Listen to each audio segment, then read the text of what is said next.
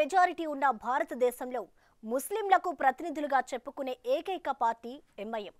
హైదరాబాద్ కేంద్రంగా మొదలైన ఆ పార్టీని దేశవ్యాప్తంగా విస్తరించడానికి తీవ్రంగా కృషి చేసే one man army Asaduddin Owaisi.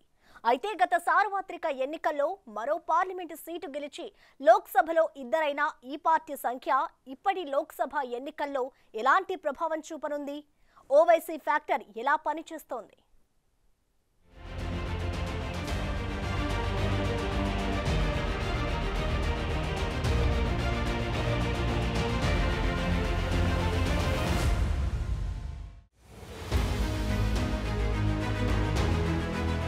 Delhi కేంద్రంగా ఎంఐఎం పార్టీ పెద్దగా రాజకీయాలు చేసినట్టు కనిపించకపోయినా యావత్ భారతదేశంలో ముస్లింల గళాన్ని వినిపించే రాజకీయ పార్టీగా దానికి పెద్ద పేరే ఉంది.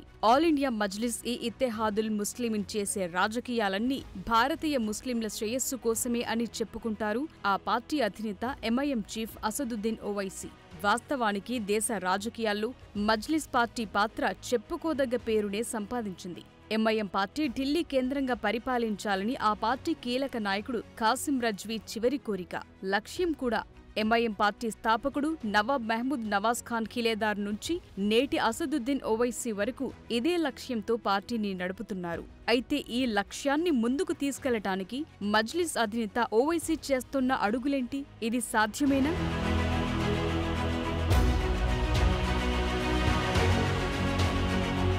దేశంలో ముస్లింలకు ప్రతినిధులం తామేనని చెప్పుకుంటారు MIM party chief Asaduddin Owaisi. పార్లమెంటులో తమ పార్టీకి 2 సీట్లు మాత్రమే ఉన్నప్పటికీ ఢిల్లీ కేంద్రంగా ముస్లింల తరపున వాయిస్ వినిపిస్తున్నామని చెబుతారాయన. దేశంలో ముస్లింలకు సంబంధించి ఏ చిన్న సంఘటన జరిగినా వారికి అండగా గట్టిగా వాదిస్తూ వార్తల్లో ప్రముఖంగా నిలుస్తారు. తాము దేశవ్యాప్తంగా విస్తరిస్తున్నామని ఓవైసీ సోదరులు పదే పదే చెబుతారు. చెప్పటమే కాదు, పలు రాష్ట్రాల అసెంబ్లీలకు జరిగిన ఎన్నికల్లోనూ పోటీ చేశారు. బీహార్లో ఎంఐఎం అభ్యర్థులు 20 స్థానాల్లో పోటీ చేసి 5 స్థానాల్లో విజయం సాధించారు. అయితే హైదరాబాద్ కేంద్రంగా పనిచేసే ఈ పార్టీ దేశమంతటా విస్తరిస్తామని చెబుతూనే తెలంగాణ ఎన్నికల్లో రాష్ట్రమంతటా పోటీ చేయదు. క్రీడల్లో చాలా జట్లు సొంత గడ్డపై ప్రయోజనాన్ని పొందుతాయినట్లు 2004 నుంచి హైదరాబాద్ ఎంపీగా ఉన్న అసదుద్దీన్ ఓవైసీ కూడా హైదరాబాద్లోనే గెలుస్తూ వచ్చారు. హైదరాబాద్ లోక్సభ నియోజకవర్గం ఎంఐఎం కంచుకోటగా ఉండటం వల్ల తెలంగాణలో కాంగ్రెస్, బీజేపీ, బీఆర్ఎస్ పార్టీలు ఆ సీట్పై పెద్దగా ఫోకస్ కూడా చేయరు. మరి సొంత గడ్డలో ఒక్క సీట్కే పరిమితమైనప్పుడు ఓవైసీ ఫ్యాక్టర్ దేశవ్యాప్తంగా ఎలా విస్తరిస్తుంది?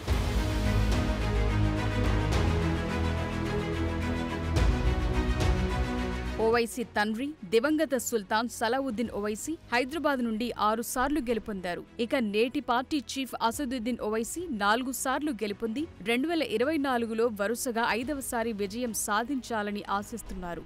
దీనికి తోడు ఓవైసీ గెలుపు సంఖ్య ప్రతి ఎన్నికల్లో పెరుగుతూనే వచ్చింది. 2004లో 1,00,000 ఓట్లతో గెలిచిన అసదుద్దీన్ 2009లో 1.13 లక్షల ఓట్లు, 2014లో 2.02 లక్షల ఓట్లు, 2019లో 2.82 లక్షల ఓట్ల తేడాతో విజయం సాధించారు. అయితే ఈ ఎన్నికల్లో బీజేపీ అభ్యర్థి మాధవీలత అసదుద్దీన్ కు పోటీగా నిల్చున్నారు. కాంగ్రెస్ ఆ స్థానానికి ఇంకా అభ్యర్థిని ప్రకటించలేదు. టెన్నిస్ స్టార్ సానియా మిర్జా నుండి మాజీ క్రికెటర్ అజారుద్దీన్ వరకు పలువురు పేర్లను కాంగ్రెస్ పరిశీలిస్తున్నట్టు సమాచారం. మరోవైపు ఎప్పటిలాగే బీఆర్ఎస్ పార్టీ అభ్యర్థిని ప్రకటించింది. ఇక ఎప్పుడూ పాపులర్ కాని బీజేపీ అభ్యర్థి మాధవీలత అకస్మాత్తుగా మీడియాలో మెరుపులు మెరిపిస్తున్నారు. ఈ నేపథ్యంలో ఈసారి అసదుద్దీన్ కు గట్టి పోటీ తప్పదనే అభిప్రాయాలు వ్యక్తమవుతున్నాయి. ఈ పరిస్థితుల మధ్య ఎంఐఎం దేశవ్యాప్తంగా ప్రభావం చూపించే అవకాశం ఎంత ఉందనేది స్పష్టంగా అర్థం కాని పరిస్థితి ఉంది.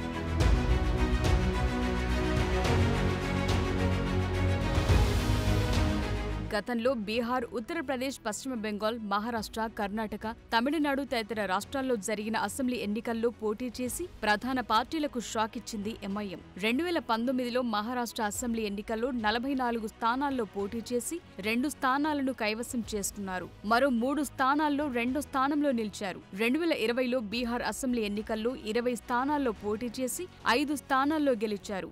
అలాగే పశ్చిమ బెంగాల్ అసెంబ్లీ ఎన్నికల్లో 7 స్థానాలకు, తమిళనాడు అసెంబ్లీ ఎన్నికల్లో 3 స్థానాలకు పోటీ చేసిన బీహార్ తరహా మ్యాజిక్ మాత్రం రిపీట్ కాలేదు. కొన్ని స్థానాల్లో ఓట్లను మాత్రం చీల్చగలిగారు. తమిళనాడు ఎన్నికల్లో దినకరన్కు చెందిన ఏఐఎంకే పార్టీతో పొత్తు పెట్టుకుని పోటీ చేసింది ఎంఐఎం. దళితులు, బడుగు బలహీన వర్గాల తరపున తమ పార్టీ వాయిస్ వినిపిస్తోందని చెప్పే అసదుద్దీన్ ఓవైసీ వ్యూహాత్మకంగా కొన్ని స్థానాల్లో తమ పార్టీ తరపున ముస్లిమేతర అభ్యర్థులను బరిలోకి దింపిన సందర్భాలు కూడా ఉన్నాయి. ఇక ఇటీవల తెలంగాణ అసెంబ్లీకి జరిగిన ఎన్నికల్లో చార్మినార్, చంద్రాయన్గుట్ట, మలక్పేట, బహదూర్పుర, కార్వాన్, యాకత్పుర, గోషామహల్తో పాటు జూబ్లీహిల్స్, రాజేంద్రనగర్ స్థానాల్లో కూడా అభ్యర్థులను బరిలోకి దింపింది.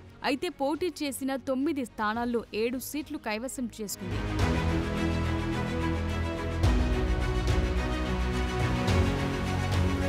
తెలంగాణ వ్యాప్తంగా ముస్లిం ఓటర్లు ఎక్కువగా ఉన్న భైంసా, నిర్మల్, బోధన్, అంబర్పేట, ముషీరాబాద్, తాండూరు, వికారాబాద్ తదితర స్థానాల్లోనూ పోటీ చేసేందుకు ఎంఐఎంకు అవకాశం ఉంది. కానీ అక్కడ పోటీ చేయలేదు. దేశంలో విస్తరిస్తున్నామని చెప్పే మజ్లిస్ పార్టీ తెలంగాణలో రాష్ట్రమంతటా పోటీ చేయాలి కదా. కానీ ఇక్కడ ప్రధాన పార్టీతో ఎప్పుడు ఉండే రాజకీయ ఒప్పందం కారణంగా మజ్లిస్ పార్టీ పోటీలో నిలవదన్నది బహిరంగ రహస్యం. ప్రతి ఎన్నికల్లో హైదరాబాద్ పరిధిలో ఎంఐఎం పార్టీ 5 నుంచి 8 అసెంబ్లీ సీట్లను గెలుచుకోవటం ఆనవాయితీగా వస్తోంది. ఉమ్మడి ఆంధ్రప్రదేశ్ నుంచి ఈ పరిస్థితి ఉంది.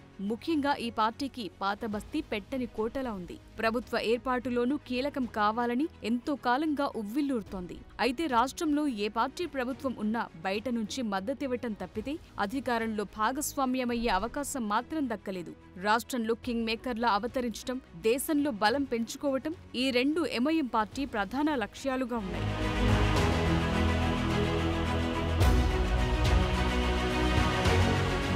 ఎంఐఎం పార్టీ గాని, ఈ పార్టీ అధినేత అసదుద్దీన్ ఓవైసీ గాని భారతదేశమంతటా ఉన్న మైనార్టీలు, సామాజికంగా అణగారిన వర్గాల వారి ఓటర్ బేస్ ను పొందే విధంగా ఎదగాలంటే హైదరాబాద్ను దాటి ఎదగాల్సి ఉంది. మహారాష్ట్రలో 2వ లోక్సభ సీట్ సాధించినప్పటికీ ఈ ఎన్నికల్లో ఆ పార్టీకి ఎంత ఓట్ షేర్ వస్తుందో తెలియదు. ఇప్పటి వరకు హైదరాబాద్కే ఏక్ మొహల్లేకే లీడర్ అనే పేరు సంపాదించుకున్న ఓవైసీ నరేంద్ర మోదీ పాలనలోని 10 ఏళ్లలో ఒంటరిగానే పోరాడారు. అయితే బీజేపీయేతర పార్టీల నుండి ఓవైసీ తీవ్ర దాడులకు గురయ్యారు.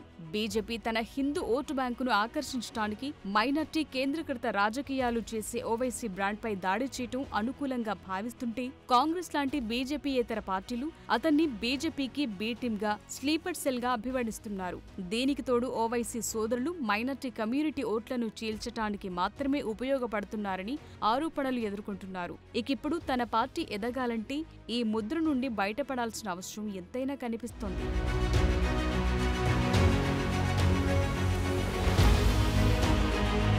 ప్రస్తుతం ఎంఐఎం ఇండియా బ్లాక్ నుండి కూడా దూరంగా ఉంది. ఓవైసీ దీన్ని ఎలైట్ క్లబ్ అని పిలుస్తున్నారు. ఇండియా కూటమిలో సభ్యత్వం ఎంపిక చేసిన కొందరికి మాత్రమే కేటాయించబడిందంటూ కామెంట్లు చేస్తున్నారు. అయితే ఉమ్మడి ఆంధ్రప్రదేశ్కు కాంగ్రెస్ చివరి ముఖ్యమంత్రిగా ఉన్న కిరణ్ కుమార్ రెడ్డి రోజుల నుండి ఏర్పడిన చీలికను సరిచేసుకోవటానికి ఎంఐఎం ప్రయత్నిస్తున్నట్టు తెలుస్తోంది. అందులో భాగంగానే ఇప్పుడు తెలంగాణలో రాష్ట్ర స్థాయిలో కాంగ్రెస్తో కొంత బంధం ఏర్పాటు చేసుకుందనే టాకుంది. కానీ కేంద్రంలో మాత్రం కాంగ్రెస్ నేతృత్వంలోని ఇండియా కూటమికి దూరంగా ఉంది. ఇప్పుడు కేంద్ర స్థాయిలో 2 ఫ్రంట్ల నుండి సమాన దూరంగా ఉన్న ఎంఐఎం పార్టీ 2024 లోక్సభ ఎన్నికల కోసం ఎలాంటి జాతీయ ప్రణాళికను సిద్ధం చేస్తుందనేది స్పష్టంగా అర్థం కాని పరిస్థితి.